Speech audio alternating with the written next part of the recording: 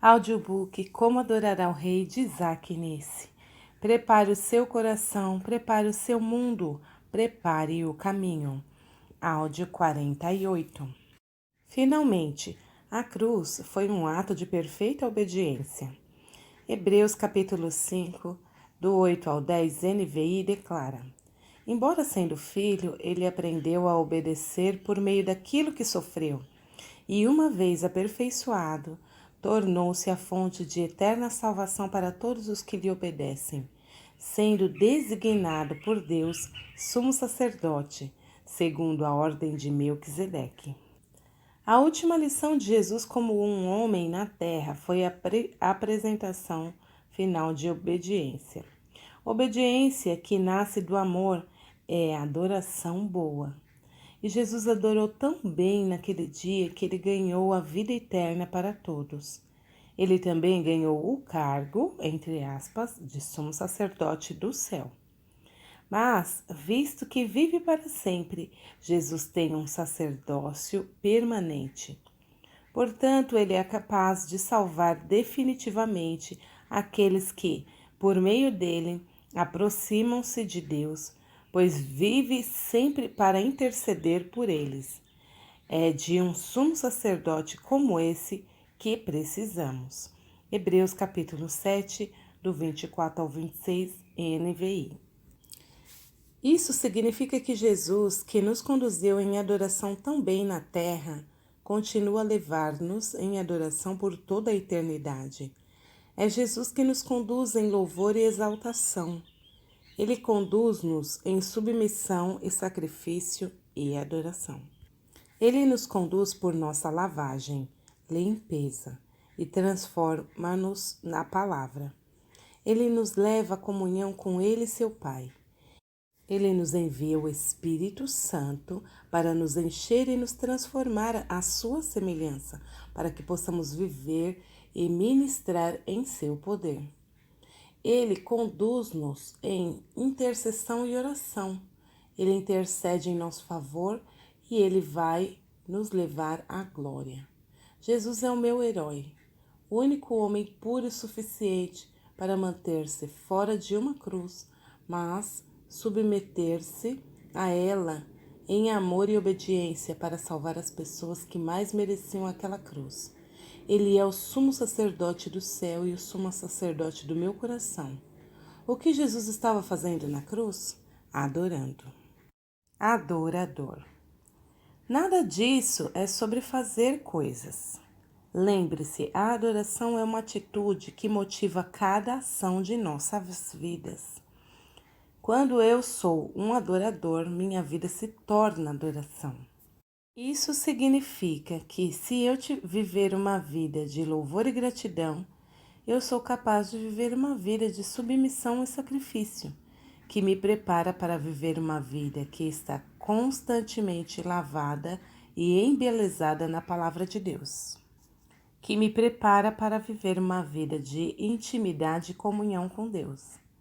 Fora de que trata do enchimento do Espírito Santo, que me permite ter seu caráter para a vida e seu poder para viver.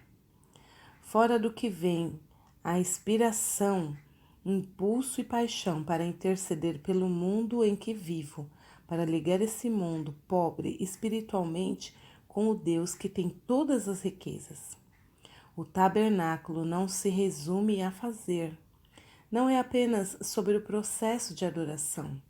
O tabernáculo é sobre como se tornar.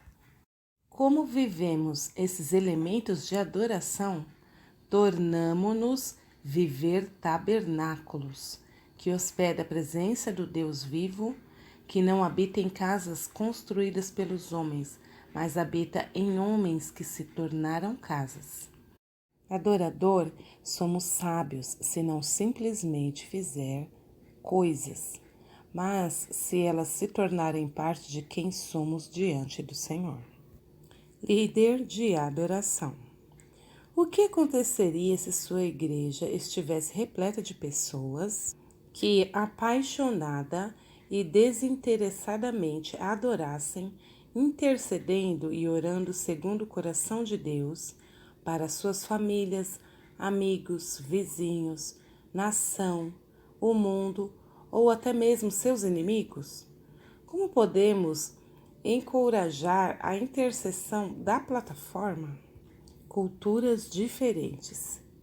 Igrejas têm ideias diferentes de como isso deve ser feito. Intercessão na Casa Internacional de Oração provavelmente será diferente do que na primeira Igreja Batista, mas as pessoas de ambas as congregações devem aprender a adorar desta forma. Sua primeira responsabilidade é buscar a sabedoria e a vontade de Deus para saber como conduzir o seu povo a se tornar adoradores intercedendo. Certifique-se de conversar com seu pastor sobre isso, para que você possa servir sob sua cobertura e em linha com sua visão. Nós não queremos destruir igrejas, queremos fortalecê-las. Para a maioria das igrejas, uma das maneiras mais fáceis para incentivar a intercessão é de cantar músicas que contêm orações de intercessão em suas letras. Em seguida, a intercessão se torna parte do conjunto de música. Quando eu era pastor de jovens, comecei pedindo a Deus como se eu poderia desenvolver os jovens em oração e intercessão. Ele me deu uma ideia. Primeiro, eu ensinei uma série sobre a oração. Então, eu comecei a usar parte de cada culto de adoração para dividir as crianças em grupos e pedir para que orassem umas pelas outras. Nós tínhamos 5 minutos entre 2 e 3 músicas e eu gostava de pedir-lhes para pegar 3 ou mais crianças, colocar as mãos umas nas outras e pedir a Deus pelo que eles deveriam orar. A equipe de adoração só ficava tocando música enquanto oravam. Na primeira, foi bastante tranquila. Os adolescentes são especialmente alérgicos a situações embaraçosas. Orando em voz alta pode ser uma pena para eles. Mas em pouco tempo, eles já estavam tão envolvidos naquilo que eu tive um tempo difícil para chamá-los de volta para a adoração. Eles se tornaram guerreiros de adoração. Eles aprenderam a seguir a voz e os sussurros de Deus, e eles aprenderam a ser usados e sensíveis em obedecê-lo. Crianças novas nunca se sentem desconfortáveis, porque a minha juventude lhe pediria para relaxar pela primeira vez e receber adoração. Nós nunca perdemos uma criança porque era desconfortável. E nós tivemos um dos mais maduros grupos de jovens adoradores do conselho. Se você pedir a Deus discernimento, Ele lhe dará uma estratégia para o desenvolvimento do altar do incenso na vida de seu povo. E quando isso acontecer, eu garanto que o poder de Deus vai rolar pelos corredores, como uma enchente. Capítulo 15. A Arca da Aliança. O sol não será mais a sua luz de dia, e você não terá mais o brilho do luar, pois o Senhor será sua luz para sempre, e o seu Deus será a sua glória. Isaías 60, do 19 ao 20, NVI. Eu me lembro de quando saiu o filme Caçadores da Arca Perdida. Meus pais foram vê-lo em uma data e eu fiquei com inveja. Eu só sabia que qualquer filme com a palavra caçadores direto no título tinha de ser legal. Quando chegaram em casa, eu comecei a falar nas suas orelhas, pedindo-lhes para que me levassem para ver o filme. Poucas semanas depois, minha avó estava na cidade. Ela queria ver também. Por isso, enchemos o Ford Econoline e fomos para o cinema. Eu sentei em uma extremidade na fileira da família e o meu irmão sentou na outra. Ao lado da minha avó, que parecia que era o seu dever guardar seu jovem e tenro coração. Você se lembra da primeira vez que viu a cena quando os nazistas abriram a arca?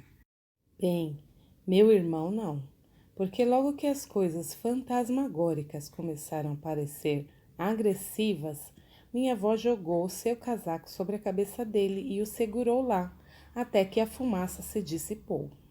Como uma criança pequena, aquele filme me impressionou.